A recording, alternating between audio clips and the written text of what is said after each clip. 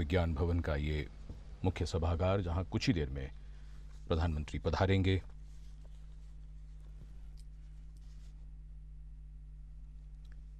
दिनकर की रचनाओं में ओज, राष्ट्रीयता की भावना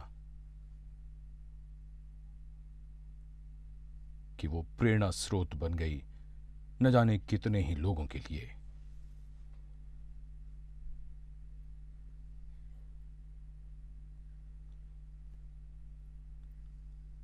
उनकी रचनाएं उत्साह का संचार करती हैं। माननीय प्रधानमंत्री जी का आगमन हो रहा है। देवियों और सज्जनों, हम सभी करतल ध्वनि के साथ उनका स्वागत करें।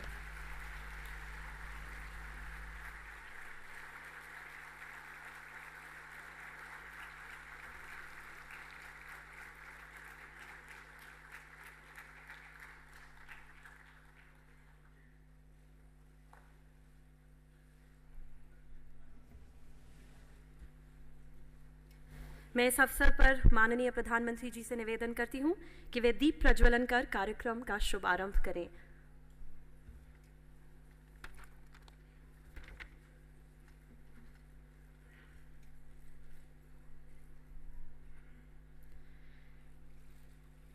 जैसे कि हमारे यहाँ कहा जाता है, आत्मदीपो भवा,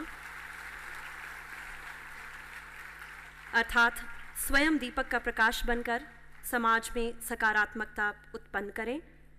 यह अवसर राष्ट्रकवि दिनकर को स्मरण करने का है, जिन्होंने अपनी रचना और लेखनी के माध्यम से भारतीय संस्कृति के सूर्य बनकर समाज को प्रकाशित किया।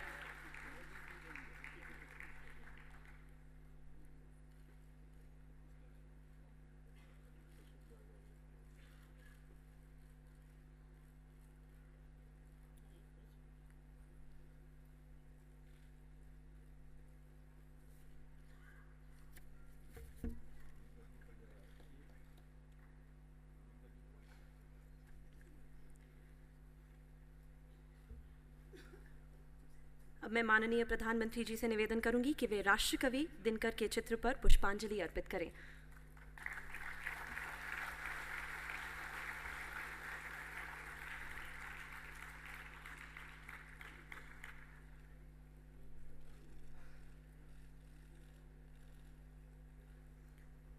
देवियों और सज्जनों, आज के इस कार्यक्रम में मंच पर उपस्थित हैं हमारे देश के यशस्वी प्रधानमंत्री, हमारे आज के मुख्य अतिथि माननीय श्री नरेंद्र भाई मोदी,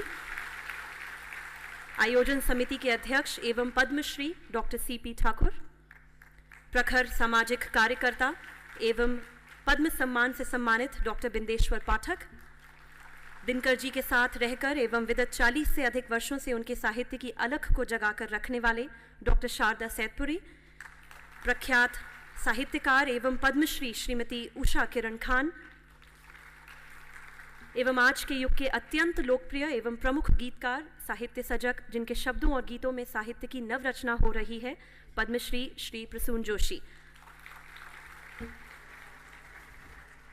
इसी के साथ मैं डॉक्टर बिंदेश्वर पाठक एवं श्री शारदा सैदपुरी जी से निवेदन करूंगी कि वह माननीय प्रधानमंत्री जी को पुष्पगुच्छ भेंट कर उनका स्वागत करें।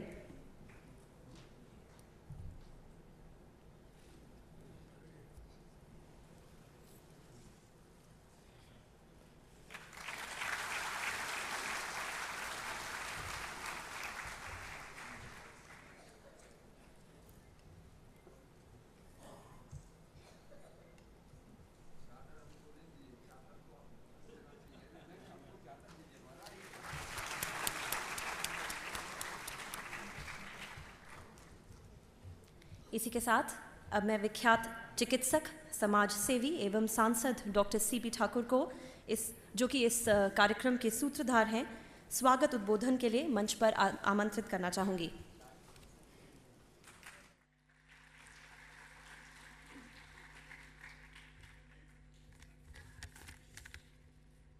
आदरणीय प्रधानमंत्री जी, मंच पर उपस्थित समाज सेवी श्री बिंदेश्वर पाठक जी एवं शारदा सैदपुरी जी, उषा किरण खां जी, प्रसून जोशी जी, सभागार में उपस्थित विद्वानगण, मैं आप सबों का हृदय से अभिनंदन करता हूँ। आज हम लोग राष्ट्र कवि पद्म भूषण श्री रामधारी सिंह दिनकर की 2 अमर कृतियाँ संस्कृति के 4 अध्याय एवं परशुराम की प्रतीक्षा के स्वर्ण जयंती समारोह के अवसर पर उपस्थित हुए हैं। इस समारोह का उद्घाटन भारत के यशस्वी प्रधानमंत्री श्री नरेंद्र मोदी जी करने जा रहे हैं। यह अपूर्व गौरव का विषय है और एक ऐतिहासिक क्षण है कि प्रधानमंत्री जी ने यहाँ आकर हिंदी जगत का सम्मान बढ़ाया है। हम उनके प्रति अपना आभार प्रकट करते हैं। राष्ट्रकवि दिनकर भारतीय संस्कृति के सूर्य हैं। उनका साहित्य भारत की सांस्कृतिक चेतना का प्रवाह है। मुझे अपने छात्र जीवन में श्री कलेक्टर सिंह केसरी के साथ दिनकर जी के ओजस्वी काव्य पाठ को सुनने का अवसर प्राप्त हुआ। बाद में हमें दिनकर जी की चिकित्सा की जांच का भी मौका मिला और जयप्रकाश जी के यहाँ गंगा बाबू उनके दोस्त थे, उनके साथ बैठने का भी मौका मिला। अपने कार्य में जब कभी भी अवकाश प्राप्त हुआ, हमने दिनकर जी के साहित्य को पढ़ने और समझने की चेष्टा की। उनकी कविताओं में सांस्कृतिक राष्ट्रवाद की सशक्त धारा है। विशेष रूप से संस्कृति के 4 अध्याय में संपूर्ण भारत के इतिहास को सरलता के साथ प्रस्तुत कर गागर में सागर भरने का सफल प्रयास कवि ने किया है। दिनकर जी का इतिहास बोध इतना गहरा था कि वह उनके साहित्य में सहजता से प्रकट हुआ है। वे भारत के आध्यात्मिक चेतना एवं समन्वयवाद के पुजारी थे।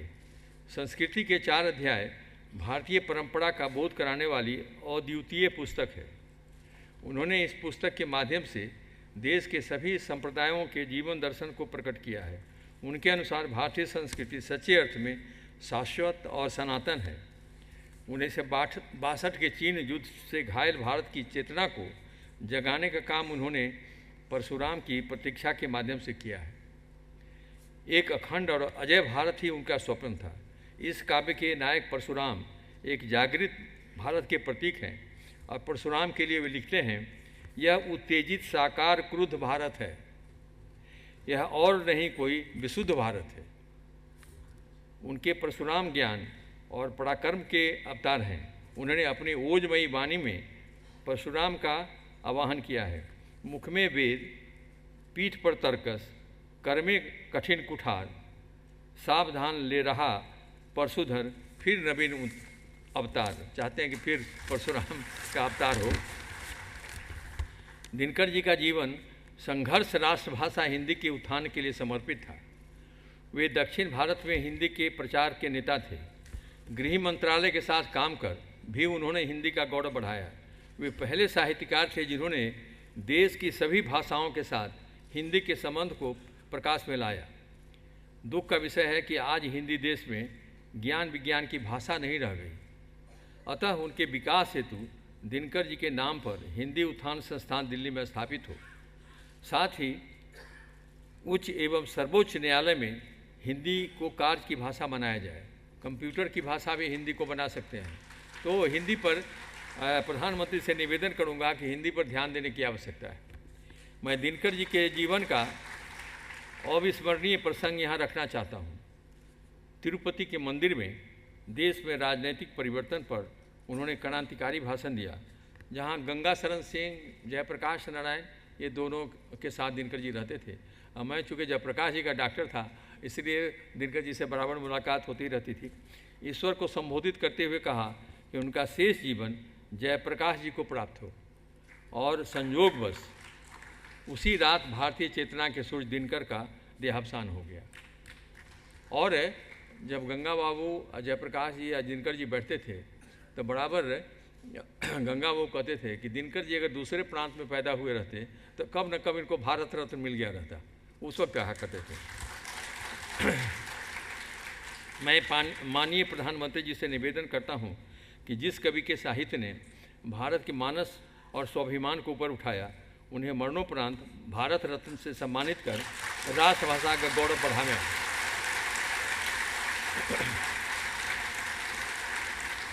ऐसा दिनकर प्रेमियों का विचार है कि इस वर्ष संपूर्ण देश में इन दोनों पुस्तकों का स्वर्ण जयंती समारोह मनाई जाए।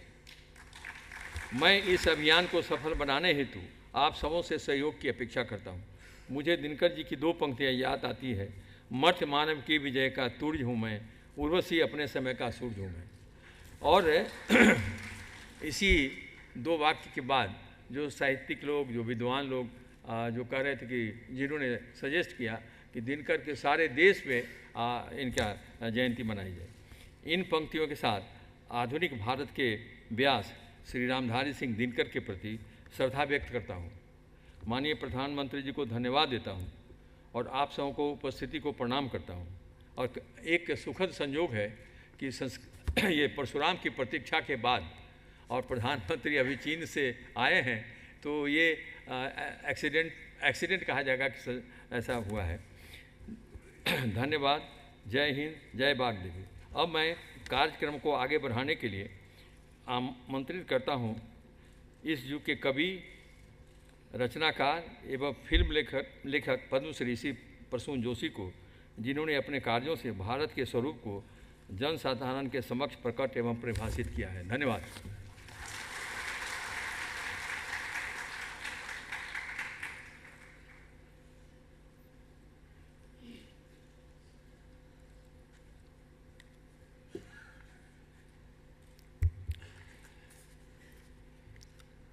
माननीय प्रधानमंत्री जी श्री सीपी ठाकुर जी, शारदा सेठपुरी जी, श्रीमती उषा किरण जी और सभी मंच पर उपस्थित गणमान्य अतिथि, मेरे लिए ये बहुत सौभाग्य है मेरा कि मैं दिनकर जी के ऊपर कुछ कह रहा हूँ या इस समारोह में उपस्थित हूँ। बचपन से हम सब ने दिनकर जी की कविताएं पढ़ पढ़ कर प्रेरणा ली है, वो तो अपनी जगह है। लेकिन मुझे लगता है कि जो काम मैं अपनी तरह से करने की कोशिश करता रहा हूँ, आज के लोकप्रिय माध्यमों से जुड़कर काव्य और साहित्य को युवाओं में जिंदा रखने की कोशिश, उसमें दिनकर जी जैसे लोगों से बहुत प्रेरणा मिली है और ख़ासकर उनसे बहुत प्रेरणा मिली है। और जब जब स्वयं को प्रेरणा रहित पाते थे तो दिनकर जी की कविताओं की शरण में जाते थे। जहाँ एक तरफ स्वयं आप उनसे प्रेरणा ले रहे हैं, जहाँ पर आप भाषा की और विचार की एक अपनी लड़ाई लड़ रहे हैं, वहाँ मैं अभी भी बहुत ज़रूरी समझता हूँ कि जब तक हमारे देश को, हमारे समाज को, हमारे आज के भारत को दिनकर जी की रचनाएं जब तक उन तक नहीं पहुँचेंगी तो साहित्य का सही स्वरूप उन तक नहीं पहुँचेगा। मैं अपना काम करता रहूँगा, मेरे जैसे लोग भी अपना काम करते रहेंगे, पर साहित्य को सही रूप में उसको वहाँ तक पहुँचाना बहुत ज़रूरी है। बदलाव जीवन का हिस्सा है, बदलाव तो आएगा, भाषा में भी आएगा, साहित्य में भी आएगा, उसके रूप में भी आएगा। और बदलाव से जुड़ी सारी संवेदनाओं का मैं और नए शब्दों का मैं स्वागत करता हूँ। SMS शब्द अगर हमारी शब्दावली का हिस्सा बनता है तो हिंदी उससे ज़्यादा मजबूत होती है, लेकिन अगर SMS शब्द संदेश शब्द की हत्या करके आएगा तो तब मुझे उस बात से परहेज। वो दोनों शब्द साथ सांस लेंगे तो वो हिंदी मुझे स्वीकार्य है, पर वो हिंदी मुझे स्वीकार नहीं, वो भाषा मुझे स्वीकार नहीं जिसमें अपनी संस्कृति को हटाकर एक अलग संस्कृति की कोशिश की जाए। ऐसी प्रकृति चाहिए जिसमें मिट्टी की गंध हो, ऐसी प्रकृति चाहिए जिसमें सुवास हो, जिसमें महक हो संस्कृति की, और वो संस्कृति की महक दिनकर जी की रचनाओं से आपको मिलती है। मुझसे आग्रह किया गया था कि कुछ ऐसे लोग हैं शायद जिन्होंने रचनाएं नहीं सुनी, कुछ अपनी एक रचना कोई चीज़ सुना दें। इससे पहले मैं दिनकर जी की कविताएं पढ़ूं, उसके बाद शायद मैं साहस न करूं। एक रचना थी मेरी बाबुल, जो मैंने निर्भया को डेडिकेट की थी।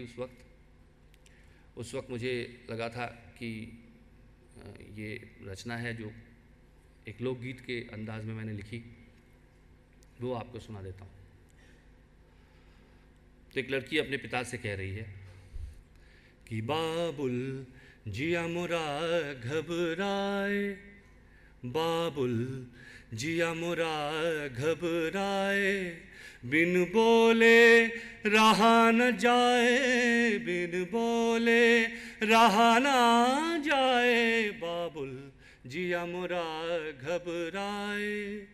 बाबुल मोरी इतनी अरज सुन लीजो, मोहे सोनार के घर ना दीजो, मोहे सोनार के घर ना दीजो, मोहे जेवर कभी न भाए, बाबुल जिया मोरा घबराए।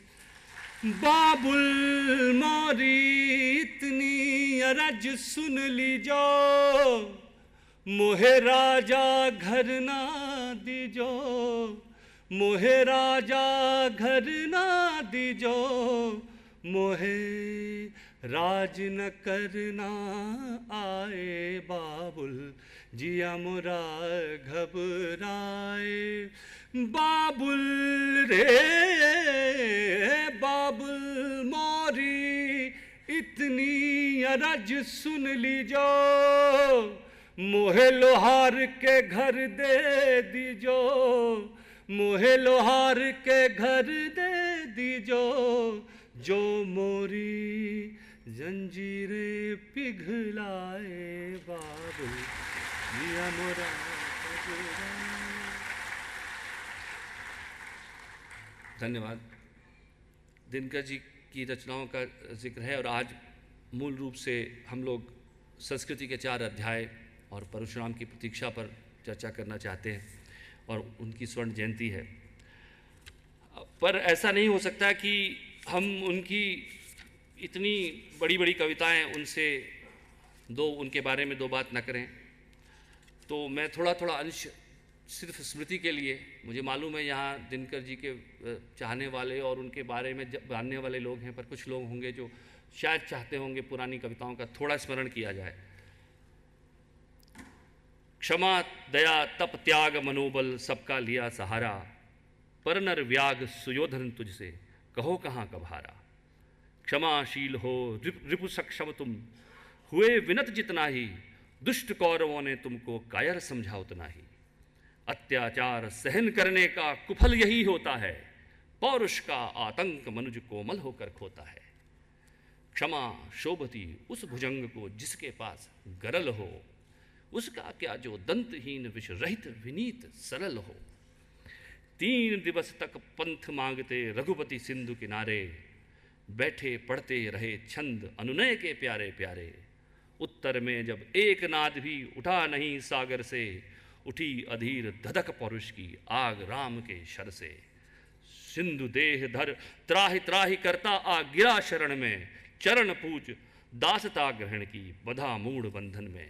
सच पूछो तो शर्मे ही बसती है दीप्ति विनय की, संधि वचन संपूज्य उसी का जिसमें शक्ति विजय की।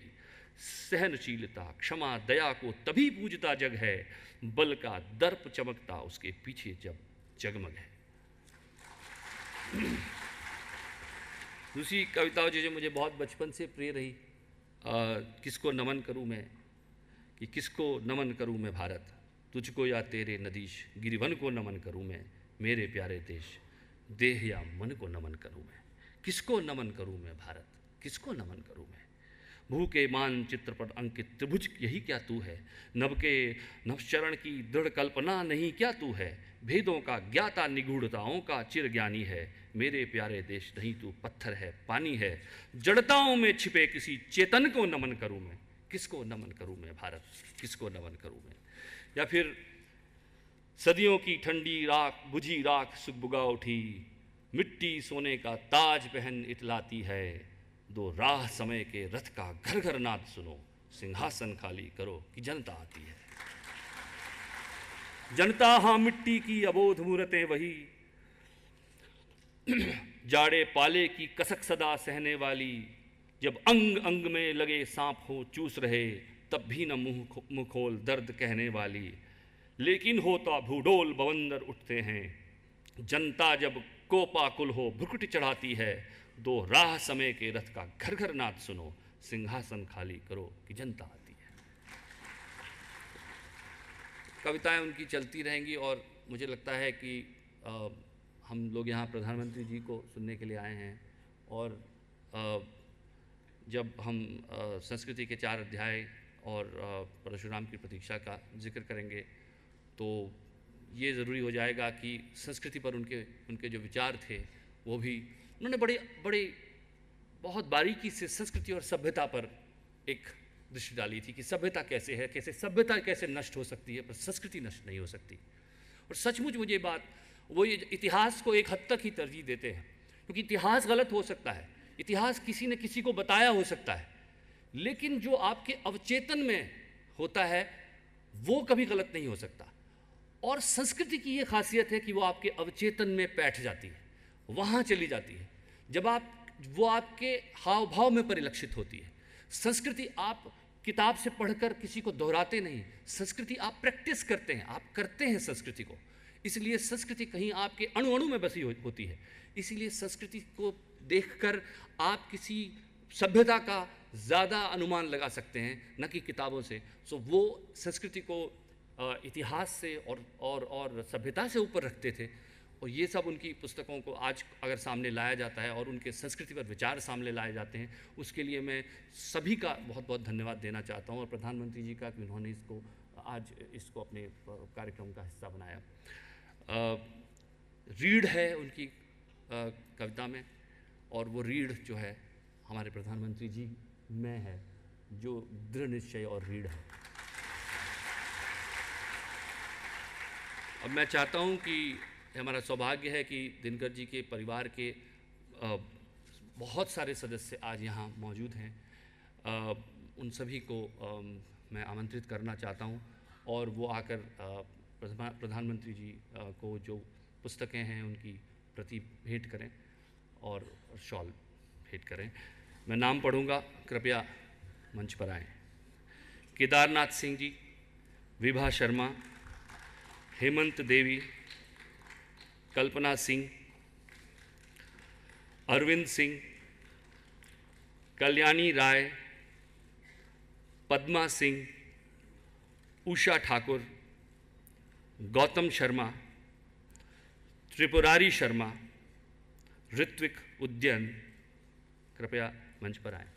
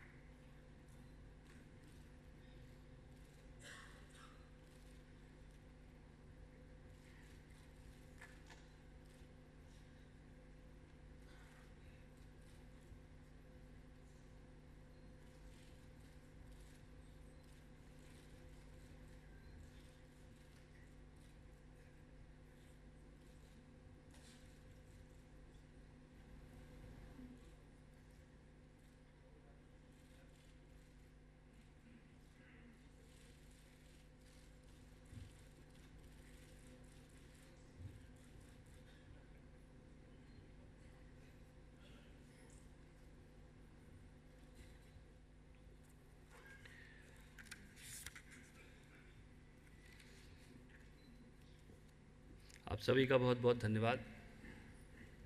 दिनकर जी पर एक डॉक्यूमेंट्री तैयार की गई है, मैं चाहूँगा कि वो डॉक्यूमेंट्री हम सब देखें, कृपया चलाएं।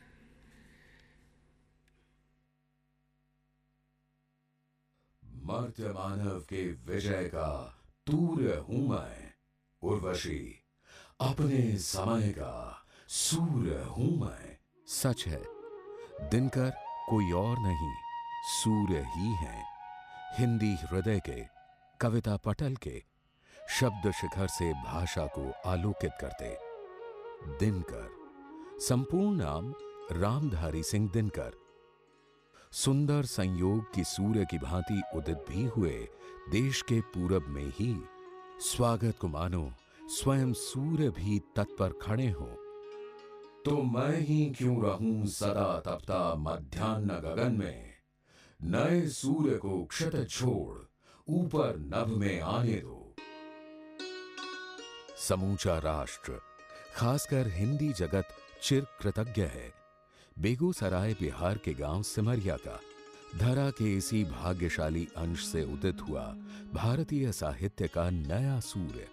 तारीख 23 सितंबर सन 1908। पिता बाबू रवि सिंह और माता मनरूप देवी। काल कोख भूपाल सब धन्य हुए, सब पूज्य हो गए। हों भी क्यों ना, अंधतम के भाल पर पावक जलाने, बादलों के शीश पर स्पंदन चलाने एक शिशु ने पांव यहां धरे थे। वो भी तब जब भूख, भय और अभाव भारत की तकदीर से जुड़ गए थे। ब्रिटिश हुकूमत को फिक्र कहां थी भारत की। सिमरिया और दिनकर का घर उस भारत से अलग नहीं थे। दिनकर का कांच मन गरीबी की आंच पर पहले दिन से ही चढ़ता रहा, पकता रहा। विघ्न बड़े आगे थे और दिनकर को उफ भी कभी नहीं कहना था। 2 साल की उम्र ही क्या होती। अभी तो मां की गोद से उतरना भी नहीं सीखा था कि पिताजी का साया सिर से उठ गया। पड़ोसी गांव बारों में था प्राइमरी स्कूल, वहीं शुरू हुई पढ़ाई लिखाई। सूर्य कब आत्म केंद्रित हुआ है जो दिनकर हूं। दिनकर को खबर थी पड़ोस की, परिवेश की, चिंतन और चिंता भी। किसी एक बच्चे की बिलबिलाहट में सामूहिक क्रंदन स्वर सुनना सीख गए थे दिनकर। उसमें शामिल था उनका अपना बचपन भी। हटो व्योम के मेघ पंथ से, स्वर्ग लूटने हम आते हैं। दूध दूध हे वत्स, तुम्हारा दूध खोजने हम जाते हैं। 13 साल के होते ही दिनकर का ब्याह हो गया श्यामवती जी से। दिनकर ने मैट्रिक पास की फर्स्ट डिवीजन से, प्रांत में सबसे ज्यादा अंक लाकर। इस बीच 4 संतानें हुई। 2 पुत्र राम सेवक सिंह, केदारनाथ सिंह और 2 पुत्रियां विनिता और विभा। दिनकर की 34 कविताओं का पहला काव्य संग्रह प्रकाशित हुआ विजय संदेश के नाम से। सिमरिया के इस अनमोल नगीने ने अपनी पहली चमक बिखेरी थी तब। बरदलोई के सफल संग्राम पर सरदार पटेल से प्रेरित होकर दिनकर ने बरदलोई की वंदना की। बलिरति जोड़नी, रिपुरद तोड़नी, अरि गौरव गिरी गर्व मरोड़नी, कठिन कर्म सारणी, तू सत्वर विल्सन मारणी, वंदे वीर बारदोली वंदे। 24 वर्ष के होते होते दिनकर पटना कॉलेज से ग्रेजुएट हो गए। दिनकर के क्षितिज छोड़ ऊपर नभ में आने का, छा जाने का वक्त भी आ गया। 1933 में हिमालय पर कविता रचकर दिनकर साहित्य पटल पर चिरंजीवी हो गए। मेरे नगपति, मेरे विशाल, साकार दिव्य, गौरव विराट। दिनकर एक रहस्य की तरह कदम कदम अचंभित करते गए। समझे कौन रहस्य, प्रकृति का बड़ा अनोखा हाल, गुदड़ी में रखती चुन चुनकर बड़े कीमती लाल। 1935 में रेणुका और 1939 में हुंकार के प्रकाशन के साथ ही भारतीय साहित्य को ओज की कविता की नई जमीन, नया नायक मिल गया। खम ठोक ठेलता है जब नर, पर्वत के जाते पांव उखड़, मानव जब जोर लगाता है, पत्थर पानी बन जाता है। रश्मि रथी में दिनकर नई तपिश के साथ सामने आते हैं। हक, हिस्से और पहचान से वंचित वर्ग को, कर्ण को नया स्वर देने। जाति जाति रटते जिनकी पूंजी केवल पाखंड, मैं क्या जानू जाति, जाति हैं ये मेरे भुजदंड। गणतंत्र प्रजा का यज्ञ है। भारतीय गणतंत्र के मुहूर्त पर दिनकर इसे कुछ यूं बयां करते हैं। दो राह समय के रथ का घर घर नाद सुनो, सिंहासन खाली करो कि जनता आती है। तप और सहिष्णुता दिनकर के बल हैं। कुरुक्षेत्र में कुछ यूं रेखांकित भी करते हैं। तब से, सहिष्णुता से, त्याग से सुयोधन को जीत, नींव नई इतिहास की मैं धरता। दिनकर पुरुरवा बनकर उर्वशी के सामने कोमल प्रेम की प्रस्तुति भी देते हैं। जब से हम तुम मिले, रूप के आगम फूल कानन में, अनिमिष मेरी दृष्टि किसी विस्मय में डूब गई है। भारतीय संस्कृति की व्यापकता और मौलिकता को लेकर दिनकर खूब सजग दिखे। उनकी गद्य कृति संस्कृति के 4 अध्याय इसी का उदाहरण है। दिनकर को साहित्य के सर्वोच्च सम्मान ज्ञानपीठ पुरस्कार सहित दर्जनों सम्मान मिले। सरकार ने इन्हें नागरिक सम्मान पद्म भूषण से अलंकृत किया। दिनकर लगातार 2 बार राज्यसभा सदस्य भी मनोनीत हुए। सन 1962 के चीनी आक्रमण पर दिनकर ने अपने ओज पुरुष परशुराम को याद किया। गर्दन पर किसका पाप वीर ढोते हो, शोणित से तुम किसका कलंक धोते हो। उनका जिनमें कारुण्य असीम तरल था, तारुण्य ताप था नहीं नरंच गरल था। 24 अप्रैल 1974 तिरुपति। श्रोताओं को रश्मि रथी के तीसरे सर्ग से श्री कृष्ण के विराट रूप का दर्शन कराते हुए ये स्वर भी शब्दों के विशाल नभ में तिरोहित हो गया। दिनकर अपने आखिरी उद्घोष को भी सच कर गए। मरण कोट पर चढ़ जीवन की ध्वजा उड़ाकर, मैं मृत्युंजय कवि प्रकाश की जय का गान करूंगा। गीता में जो त्रिपिटक निकाय पढ़ते हैं, तलवार गला कर जो तकली करते हैं, शीतल करते हैं अनल प्रबुद्ध प्रजा का, शेरों को सिखलाते हैं धर्म अजा का।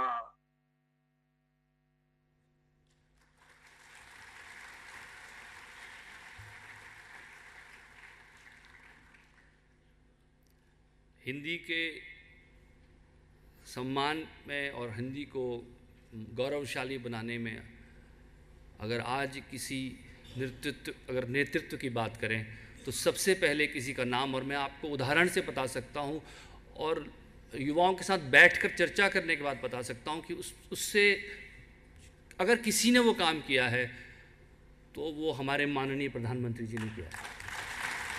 जितना विश्वास प्रधानमंत्री जी हिंदी पर आपके बोलने के बाद आता है वो मैंने बहुत वर्षों से नहीं देखा, और इसके लिए हिंदी जग आपका ऋणी रहेगा इस बात की। आज हमारा सौभाग्य है कि आप हैं यहाँ पर, और मैं अब ज़्यादा वक्त नहीं लूँगा और आपसे अनुरोध करूँगा कि आज के कार्यक्रम को संबोधित करें।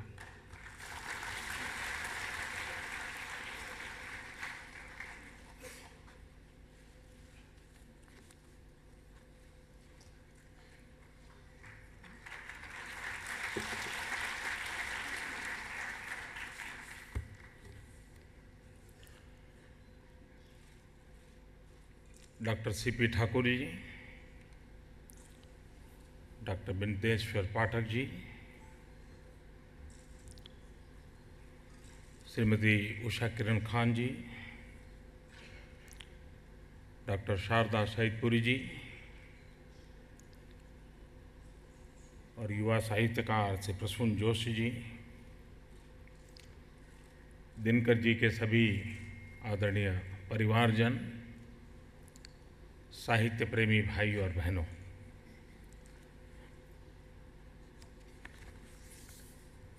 ये मेरा सौभाग्य है कि आज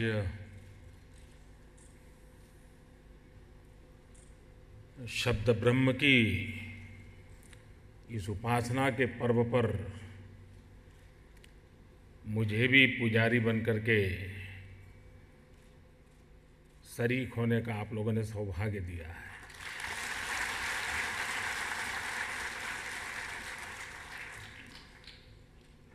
हमारे यहाँ शब्द को ब्रह्म माना गया है, शब्द के सामर्थ्य को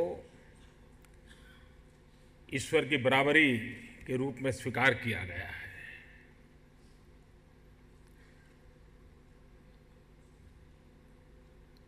किसी रचना के 50 वर्ष मनाना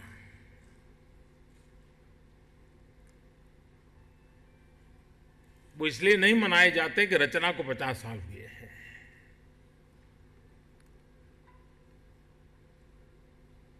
लेकिन 50 साल के बाद भी उस रचना ने हमें जिंदा रखा है।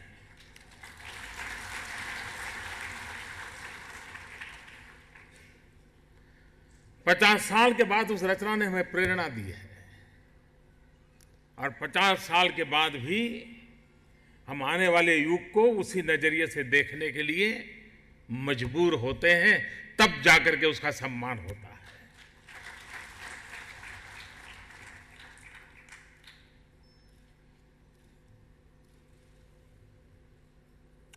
जिनको आज के युग में हम साहित्यकार कहते हैं, क्योंकि वो साहित्य की रचना करते हैं, लेकिन दरअसल वे एक ऋषि तुल्य जीवन होते हैं।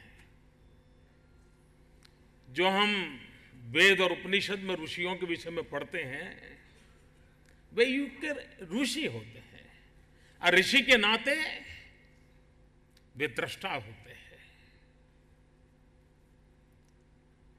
वो समाज को भली भांति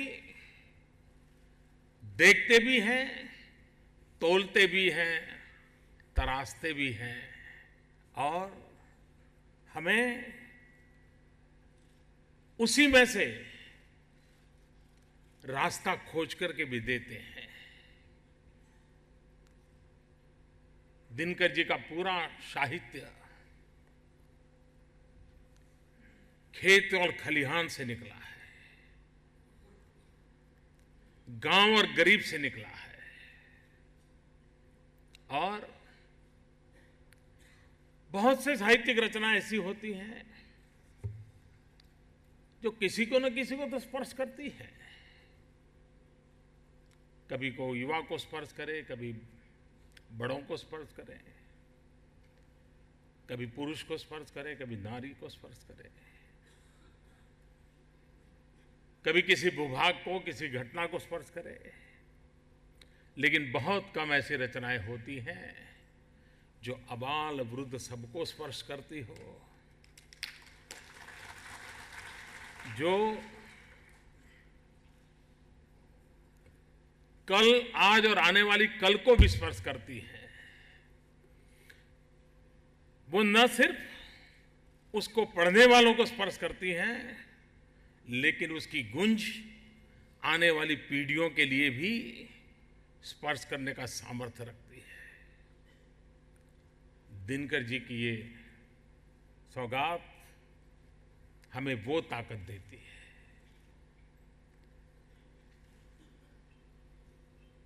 जयप्रकाश नारायण जी, जिन्होंने इस देश को आंदोलित किया, उनकी उम्र को और युवा पीढ़ी के बीच में बहुत फासला था, लेकिन जयप्रकाश जी की उम्र और युवा पीढ़ी के आंदोलन की शक्ति, इसमें सेतु जोड़ने का काम दिनकर जी की कविताएं करती थी।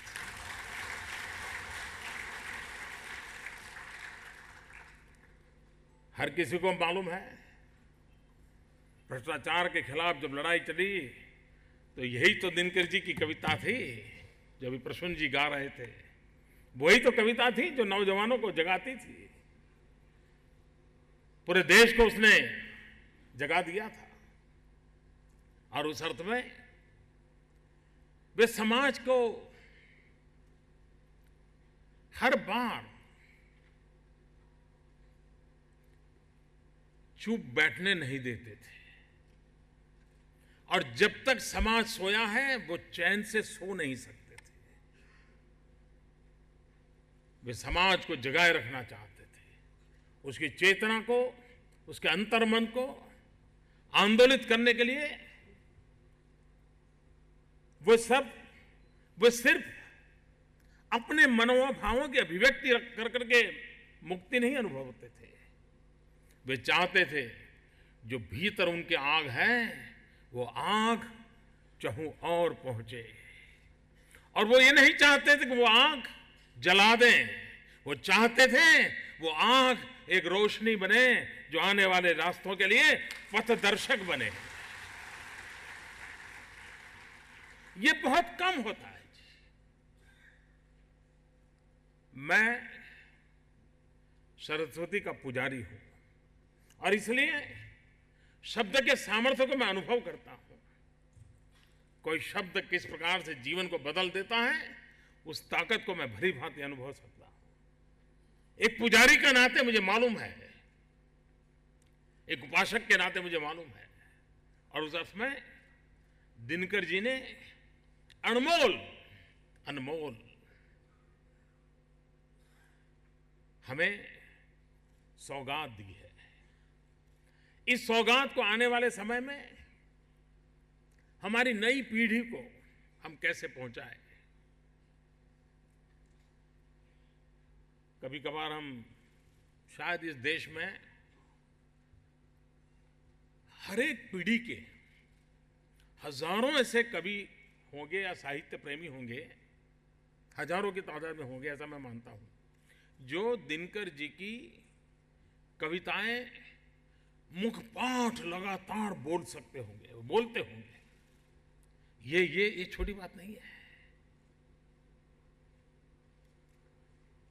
जैसे कुछ लोग रामायण, महाभारत, वेद, उपनिषद, उसकी श्लोक वगैरह जिस प्रकार से मुखपाठ बोलते हैं, वैसे दिनकर जी के शब्दों के पीछे रममाण हुए हजारों लोग मिलेंगे हमें, और उनको उसी में आनंद आता है। उनको लगता है कि मैं दिनकर जी की बात पहुंचाऊं, मेरी बात लोग माने ना माने, दिनकर जी की बात दुनिया मानेगी।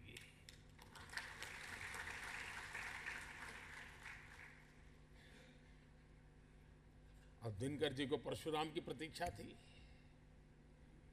और दिनकर जी अपने तराजू से भारत के सांस्कृतिक उतार चढ़ाव को जिस प्रकार से उन्होंने शब्दबद्ध किया है, वे इसमें इतिहास भी है, उसमें सांस्कृतिक संवेदना भी है, और समय समय पर भारत ने दिखाई हुई विशालता, हर चीज को अपने में समेटने का सामर्थ्य, इसको दिनकर जी ने जिस प्रकार से अनुभव किया है, जो हर पल दिखाई देता है। और इस प्रकार से दिनकर जी के माध्यम से भारत को समझने की खिड़की हम खोल सकते हैं। अगर हम में सामर्थ्य हो तो हम द्वार भी खोल सकते हैं, लेकिन जरा भी सामर्थ्य ना हो तो खिड़की तो जरूर खोल सकते हैं। ये काम दिनकर जी हमारे बीच करके गए हैं। दिनकर जी ने हमें कुछ कहा भी है, लेकिन शायद वो बातें भूलना अच्छा लगता है, इसलिए लोग भूल जाते हैं। एक बार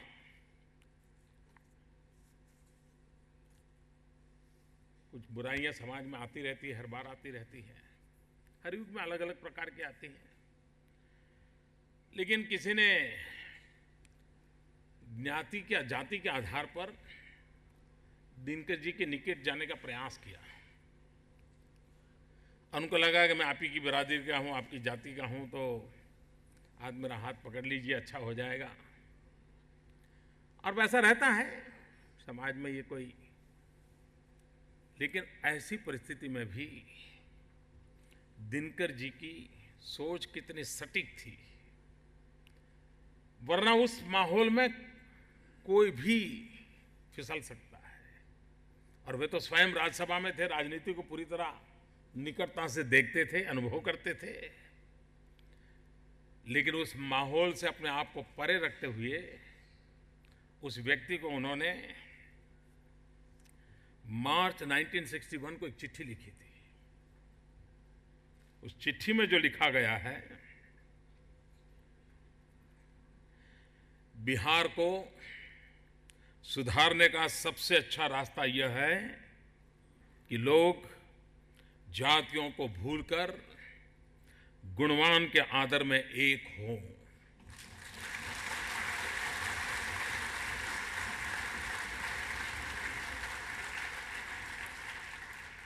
याद रखिए कि एक या दो जातियों के समर्थन से राज नहीं चलता, वह बहुतों के समर्थन से चलता है। यदि जातिवाद से हम ऊपर नहीं उठे तो बिहार का सार्वजनिक जीवन गल जाएगा। मार्च 1961 में लिखी हुई चिट्ठी आज बिहार के लिए आज भी उतना ही जागतिक संदेश है। यह किसी राजनीति से परिचित व्यक्ति के शब्द नहीं है, एक किसी शब्द साधक के शब्द नहीं है, एक किसी साहित्य में रुचि रखने वाले सर्जक के शब्द नहीं है, एक ऋषि तुल्य व्यक्ति के शब्द हैं जिसको आने वाली कल दिखाई देती है और जिसके दिल में बिहार की आने वाली कल की चिंता सवार है। और तब जाकर के शब्द अपने ही समाज के व्यक्ति को स्पष्ट शब्दों में कहने की ताकत। बिहार को आगे ले जाना है, बिहार को आगे बढ़ाना है। और ये बात मान के चलिए, हिंदुस्तान का पूर्वी हिस्सा अगर आगे नहीं बढ़ेगा तो भारत माता कभी आगे नहीं बढ़ सकती। भारत का पश्चिमी छोर, वहां कितनी ही लक्ष्मी की वर्षा क्यों न होती हो, लेकिन पूरब से सरस्वती का संदेश का मेल नहीं होता तो मेरी पूरी भारत माता उजागर नहीं हो सकती। और इसलिए हमारा सपना है कि पूर्वी हिंदुस्तान कम से कम पश्चिम की बराबरी में तो आ जाए, कोई कारण नहीं पीछे रहे। अगर बिहार आगे बढ़ता है, बंगाल आगे बढ़ता है, आसाम आगे बढ़ता है, पूर्वी उत्तर प्रदेश आगे बढ़ता है, नॉर्थ ईस्ट आगे बढ़ता है, सारी दुनिया देखती रह जाएगी हिंदुस्तान की तरह आगे बढ़ गया। दिनकर जी का भी सपना था बिहार आगे बढ़े, बिहार तेजस्वी ओजस्वी, ये बिहार संपन्न भी हो, बिहार को तेज और ओज उछे किसी से किराए पर लेने की जरूरत नहीं, उसके पास है।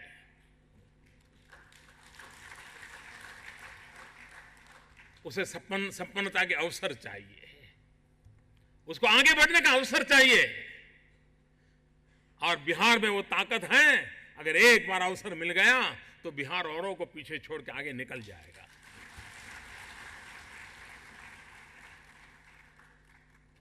हम दिनकर जी के इन सपनों को पूरा करने के लिए प्रतिबद्ध है। और उनकी साहित्य रचना की 50 साल की यात्रा आज भी हमें कुछ करने की प्रेरणा देती है, सिर्फ गीत गुनगुनाने की नहीं, हमें कुछ कर दिखलाने की प्रेरणा देती है।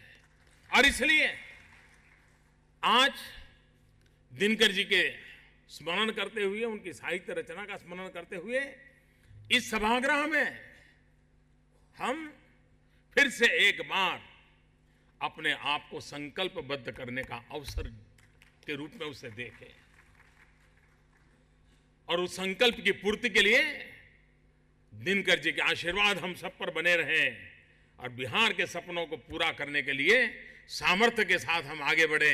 इसी एक अपेक्षा के साथ आप सबके बीच आने का मुझे अवसर मिला, परिवारजनों को प्रणाम करने का अवसर मिला। मैं अपने आप को बहुत बड़ा सौभाग्य मानता हूं। बहुत बहुत धन्यवाद।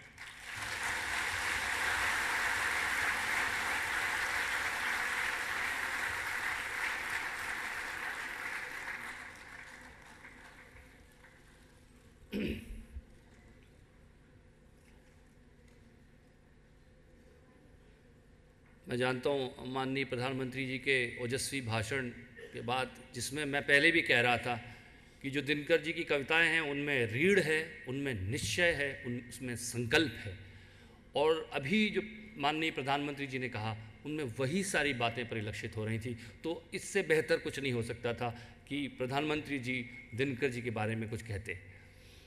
अब मैं उषा किरण खान जी से अनुरोध करूंगा कि वो कार्यक्रम के समापन की तरफ बढ़ रहा है, अपने उत्कर्ष की ओर बढ़ रहा है, तो वो आकर 2 शब्द धन्यवाद में कहें।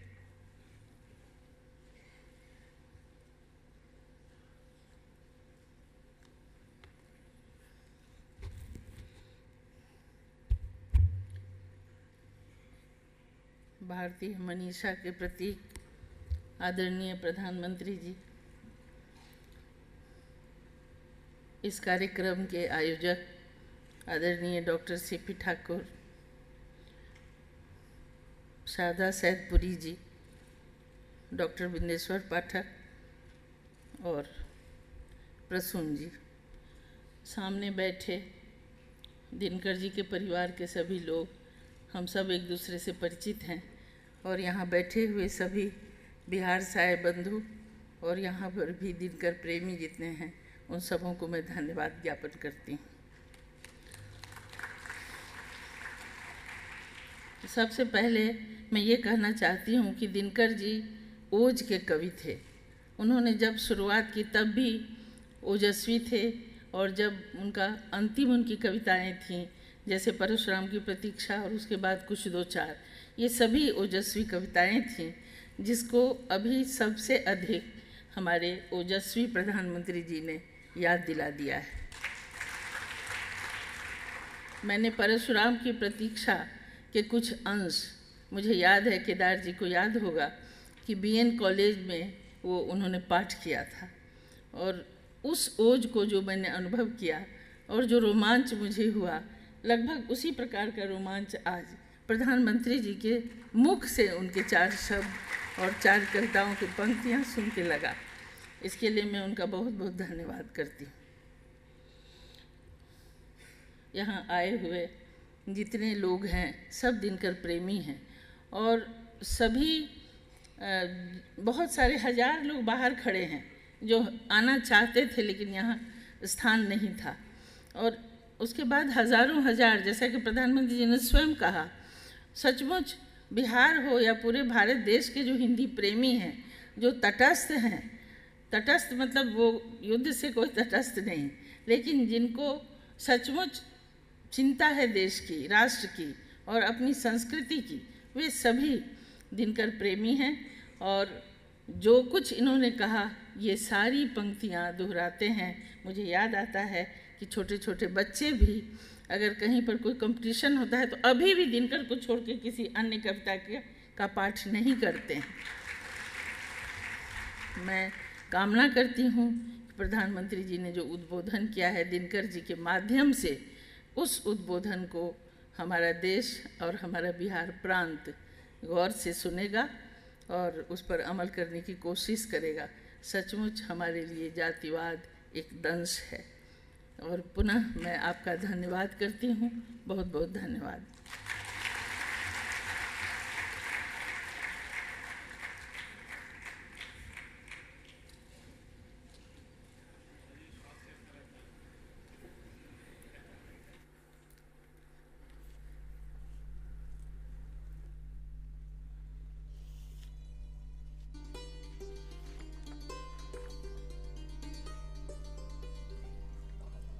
राष्ट्र का निर्माण और गौरव दृढ़ संकल्प से और अनवरत प्रयास से होता है।